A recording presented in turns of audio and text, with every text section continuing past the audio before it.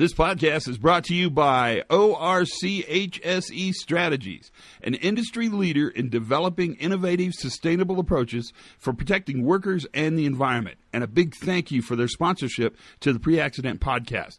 ORCHSE's main focus and passion is in fostering EH&S performance excellence in all their companies. When members participate in one or more of ORCHSE's 9 different specialized networks, or if they engage in one of their task force or working groups, something very special happens. The sharing of ideas frequently results in cutting-edge solutions that have practical applications immediately. For example, ORC has been at the forefront of efforts to create new approaches for fatal and serious injury prevention and has helped plan, conduct, and create conferences on human and organizational performance. If you're interested in learning more about the unique opportunities available through ORCHSE, please contact our buddy Linda Haney at 202-510-0509. Or, if you'd rather pop her an email, it's linda.haney, LINDA.HANEY, at ORCHSE.com. Now, let's listen to the podcast. I'm an engineer, and the first rule is if it works, keep your fingers off it.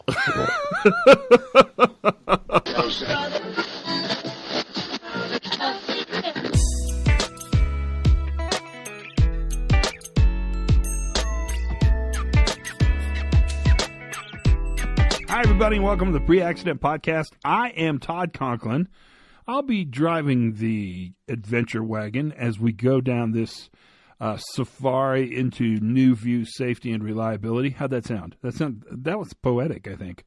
It actually sounded like I rehearsed that, and of course I did, because every word that is spoken on the podcast is carefully rehearsed and vetted by a panel of very smart Supreme Court justices, I think. Yeah, let's go with that, if that sounds good. Hey. So here we are, pounding away at 2017. So for those of you in the Southern Hemisphere, I bet you're just loving summer and kind of hanging out and enjoying all the good summer stuff. Just know, as you enjoy summer in New Zealand, or summer in Australia, right, or summer in Latin America, just know, as you enjoy that we are in the midst of winter, and winter is cold and foreboding. People like winter, and I live in a kind of a ski place, so, I mean, it's probably good for business, and the restaurants do well, but it's cold, and I don't like snow, and I hate the fact that every plane trip you take, you really are sort of one flake of snow away from not making your connection. At least that's my theory, and I'm sticking to it, because why wouldn't you stick to it? Gosh, things are good. I mean, it seems like it's really good. Thanks for listening to the podcast, and thanks for making suggestions about who should be on this podcast. In fact, this week's, that's kind of exactly what happened. So we're going to talk to Carsten Busch, and I don't know if you know Carsten or not. I've been aware of him a long time. He wrote a book, a pretty sweet little book called Safety Myth 101, Musings on Myths, Misunderstandings, and More, which is not actually easy to read. But, it's an easy read. That title's hard to say out loud publicly on a microphone. And what Carsten has sort of taken on is all the mythology that's existed in safety for so long, kind of the non-empirical belief that, for instance, frequency and severity are connected, kind of a, not to dog Heinrich, but that kind of Heinrich model. Even the idea around zero, or the one I deal with all the time, which he talks about a bunch, is the fact that people truly believe all accidents are preventable before the event happens. Carsten's cool, and you're going to like him. Put on your wooden shoes, because he's Dutch, so you're going to get a little visit internationally, unless you're there, and then it's kind of homecoming. But he's got a background that I find really interesting and super varied, because he really came into safety really on the transportation side. rail safety, and he talks a lot about rail safety, but he's kind of moved around. He went offshore on kind of the whole Norway push there because there's tons of work there. And he's currently, this is the part I find so stimulating, he's currently working with the police force, and that is actually a really challenging way to understand safety and variability at every level. It's a great little conversation, just like most of them are. We talk about a bunch of stuff, but I want you to kind of listen carefully. There's a really good moment in this podcast where I would think a lot of learning is going to happen. You'll pick up on it right away, so I won't say much more about it other than to tell you, maybe I'll come in on the back side of the podcast and discuss the phenomena that happened in the middle of our conversation. So I hope you're good, and I hope everything's going great for you. If there's anything we can do for you, hook us up. Lots of excitement around the Learning Team Workshop in Vegas. That's March 22nd, 23rd. We're getting quite a few people signed up, and it's always so interesting to me where people come from, because it's always different places than I think they would. I think you'll find that workshop really good. Bob Edwards is remarkable at it, and it's fun for me to get to be a part of it. And I'm certainly going to be on the docket for a lot of discussion on both the first and the second day. Plus, it's Vegas, so you're never very far away from a good buffet. So, with that sort of spoken, and great wishes for, the continuance of 2017, even though we're in the first quartile, it seems like it's moving fast already. Let's jump into the podcast. So, here is Carsten Busch and a conversation, if you will, around the ability to drown in your own success. Here's Carsten. Okay, well, how detailed do you want it? I would keep it at a higher level. I wouldn't go, into your grammar school instructors' names. I wouldn't go that deep. No, but let's just, since I mentioned engineer, I am educated mechanical engineer. I hated it within the first month, but luckily I came into a practical year where I had to do something with safety and environmental care, and I thought, well, this mentor of mine, he must be mad because we don't teach this, get taught this at school. And then it turned out to be fascinating, so I decided, well, I'm going to try to get a job in this field. And so I did. I graduated, got my first job in safety in Dutch Railways, or daughter of Dutch Railways. Spent there many years, moved on to other companies, moved to Norway in the railways, moved a bit back to the Netherlands, worked in offshore, best paid course ever, because that's not my sector, and went back to Norway, and I'm working now as an advisor for occupational safety and health in the Politidirectoratet, which is the organization that is over the national police force in Norway. Wow. Which is a fascinating area to work in professionally and, on many different levels. Oh, yeah, I would think so. So what is it that you're thinking is making safety so fascinating to you? What is it that attracted you? It couldn't have been the compliance activity, and I'm pretty sure it wasn't the chance to write policy. What is it that sort of piqued your interest? Well, what got me initially was the great variation of stuff, because you have a bit of the legal stuff, and I even studied Dutch law for some years, and you have the people stuff, you have the chemical stuff, you have all the hazards and the engineering stuff. So it's a bit of everything, and that really fascinated me, because one day isn't the same as the next. And it's also, of course, the bit where you help people. You I don't make them go home safe at night, but I imagine I have a contribution there. How do you define safety? Yeah, that's a fun one. and it shifts pretty much, but most of the time I'm going for the rather standard, not being opposed to unacceptable risk or taking the level that is acceptable to you, that kind of stuff. Do you guys think you guys in Europe define safety differently than, I don't know, Australia, different than North America? I mean, do you think we're coming to kind of one global new definition, or are we still kind of moving depending on geography and culture?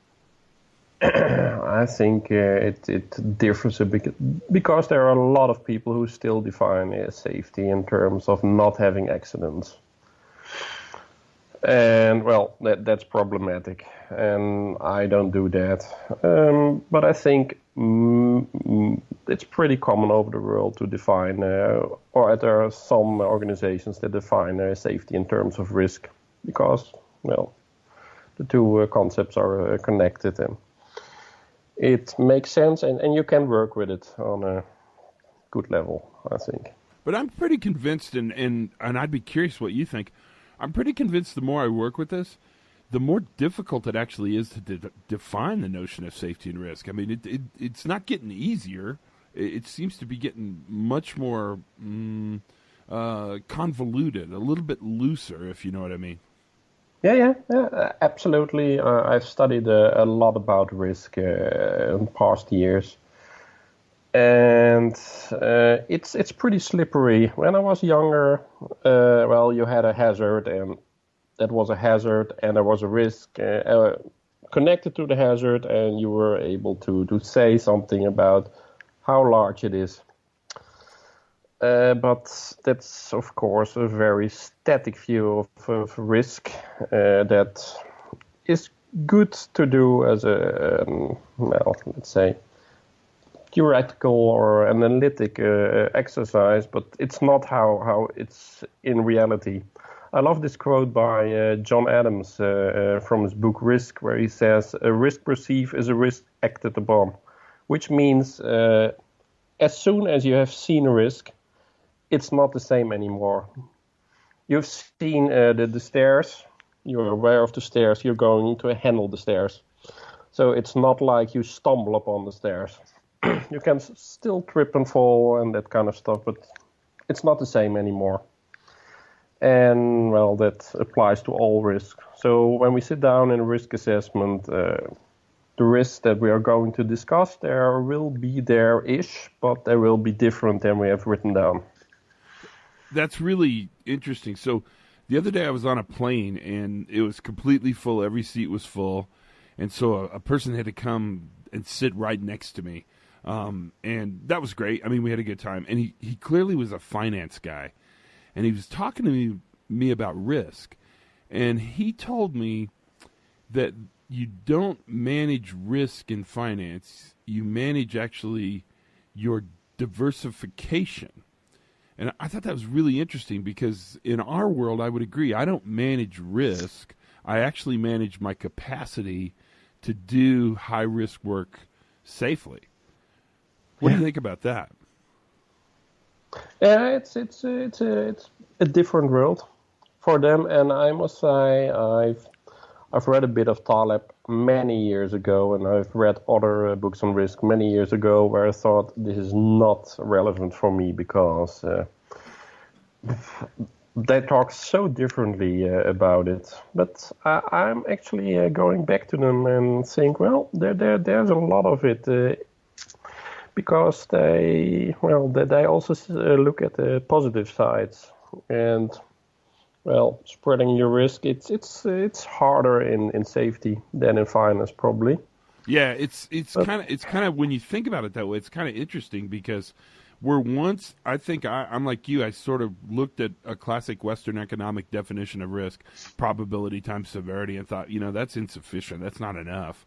I'm now realizing that maybe that Western economic definition of safety or of risk is not enough, but the way economists are looking at risk, John Adams is a great example of that. He's probably really more of a geographer and an economist than he is a safety person.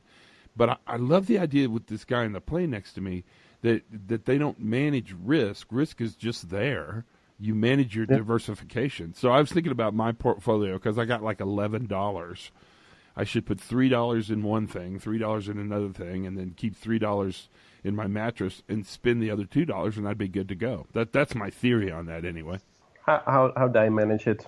And then on an abstract level, I think we're kind of doing the same thing, but, well, the tools are not quite the same. Because we also try to, well, spread it a bit, and, well, maybe we do a bit less of an activity, and we get a bit more protection. That's, well, diversification on another level. If you were going to work with somebody that's just starting this kind of thinking, just moving from the traditional view, kind of the safety one, the Hallnagel safety one, to sort of towards the safety two view, where would you tell them to start?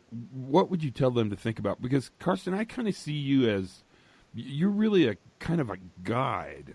When I look at the way you interface with the world, you're often giving people, lists of books to read, and if you've got some time, look into this.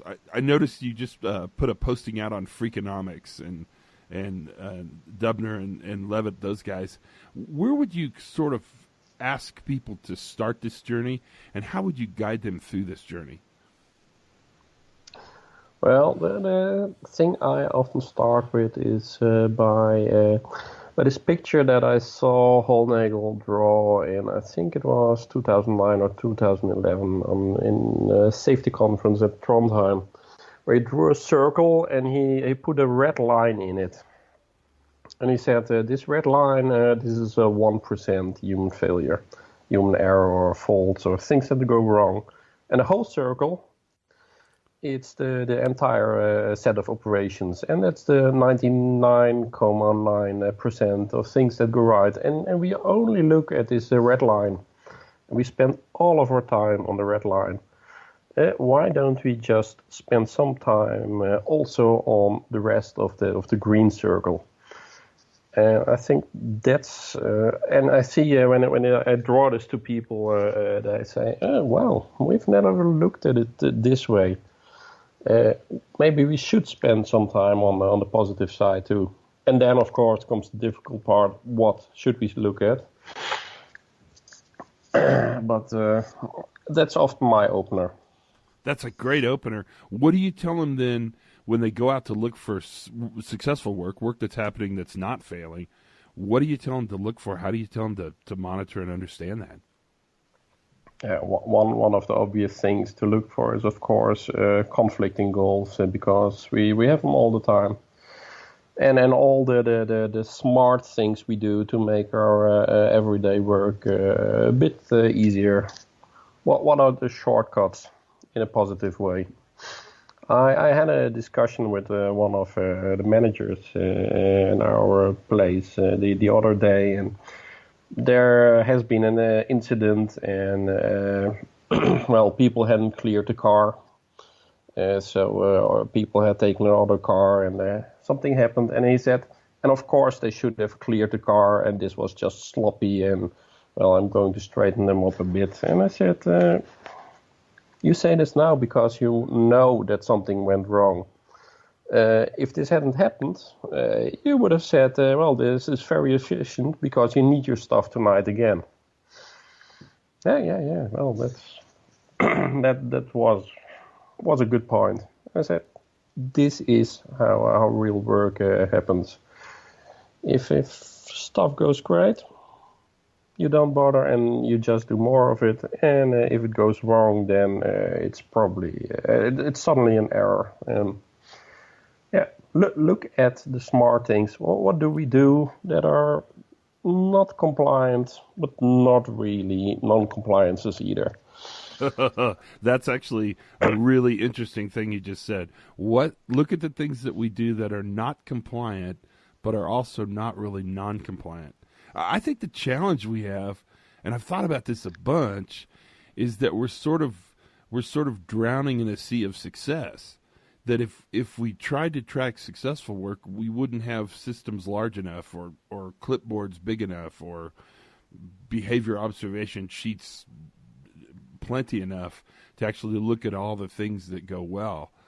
That'd be hard. But I love this idea that we look for things that are not necessarily compliant, but aren't necessarily non-compliant. That's pretty interesting. Yeah, and they're not easy to see, because for the people, they're just normal. And, well, the bosses don't get into the details. They just see the job gets done and they deliver. And I don't get any bad reports, so it's probably fine. And, well, I said the people, to them, it's normal. And that's probably the problem of learning of success, because it's so normal. I'm not a psychologist, and you should talk to my wife, but as I understand it, the people are very focused on differences, different things. I've even read a book, I don't recall what, that your eye has to move constantly, else you don't see a thing. The non-moving things, at least. It must be interesting at your dinner table. If you're an engineer and you're married to a psychologist, you must have some pretty holistic dinner discussions. Yeah, we have them sometimes. No, I was just saying that's what it makes so hard for us, because we don't usually stand still and look back on our behavior, because we fixed the job. What's there we just do it again next time this happens. We don't look back critically and think, well, was this actually how we should do it?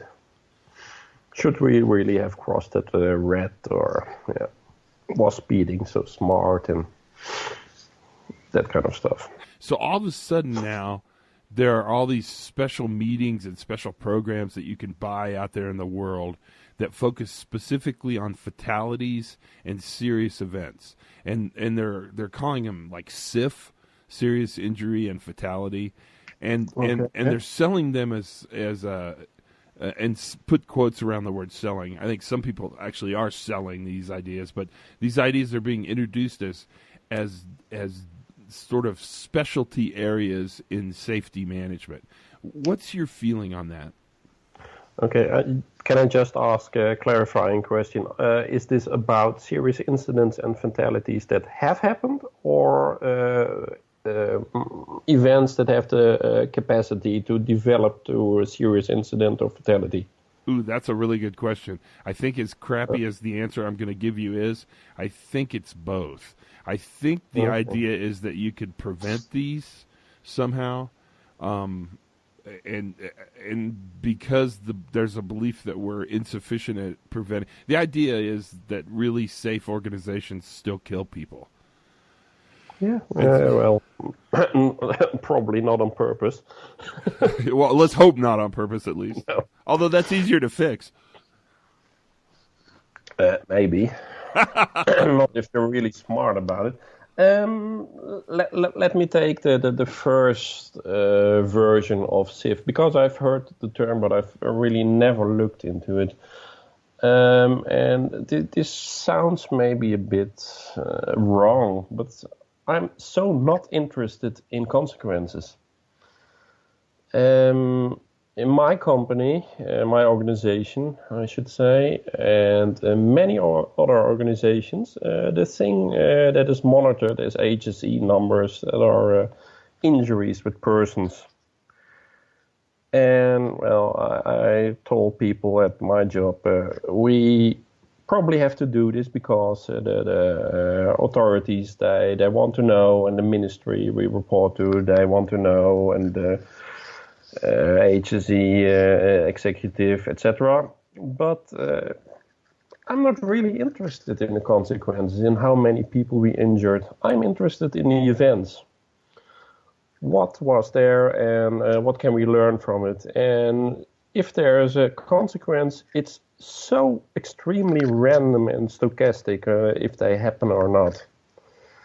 In my previous job, I worked in railway safety, and where we had an incident on a level crossing where the train crosses the road, or the road crosses the rails, actually. If there is an incident on a level crossing, you can have no consequence at all. You can have one killed in a car. You can have a school bus with children killed in the car, and everybody thinks the latter one is the most. Well, we should put most effort in. No, the incident is the same. It's just bad luck that there was a bus. That's you get what I mean. So I'm not really interested in what the consequence is. You can't do anything about it. I would suggest the consequence is the least interesting part of the failure in all cases. I like the way you're thinking. I asked that question just because I'm really starting to see sort of a commercialization of these specialty programs to attack this, and it worries me. It worries me a lot because the feeling I'm getting is that somehow if we did the same things we were doing now harder or better or more effective or deeper or longer, whatever word you want to use, that we would actually avoid the ability to kill people. I'm pretty certain that fatalities aren't prevented. Consequences are controlled. Yeah. So focus, and this is no rocket science, and this is no new way of thinking in safety, because this is basically what Mr. Heinrich told us in 1931.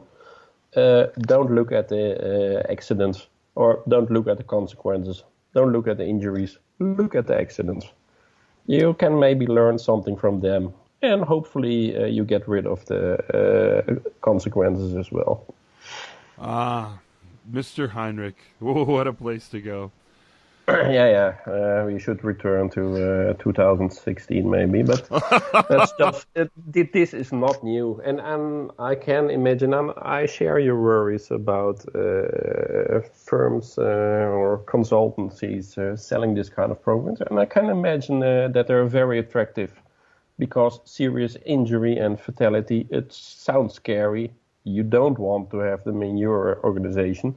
So you probably need this kind of program to prevent them. So that they should really sell well, I guess. So what are you thinking now? What are you reading? What are you looking ahead? What's interesting you right now? Right now? Yeah, right now what am I reading actually? A book about risk. That's not exciting. I've just read some other old stuff. That's Man-Made Disaster by Barry Turner. I was so happy to track down a payable copy. And I was again amazed what kind of advanced stuff there was like 40 years ago. That is encouraging, kind of. I mean, it's nice to know that people, it's reinforcing to know that people 40 years ago, 50 years ago, 30 years ago, were starting to really have these ideas and push out and kind of learn from them. This was great. Thanks for your time, man. This was a really good little conversation. I enjoyed it immensely. Okay. What'd you think? Yeah, me too. Thanks for having me. So there you got it. What do you think? I thought that was a great little conversation. So here's the part I was going to tell you before, but I waited to tell you after. I like the phrase where he says, they're doing work that is not necessarily compliant, but it's not necessarily non-compliant. That's that line somewhere between good and bad, between right and wrong. The difference between a process improvement and a shortcut, adaption, whatever you want to call that. That's a really good way to sort of bring that operational ambiguity to the forefront. And it was effective in that it made me think about it a lot. I told you you'd like this podcast. He's really interesting. Check out his book for sure. He's also got a strong presence in the online communities. So you'll see him in, a whole bunch of different things. His name's been around a lot, and Carsten's just a good guy. And it's always fun to spend time with a good guy. So that's it. That's the podcast for today. Have as much fun as you possibly can. Learn something new every single day. And until next time.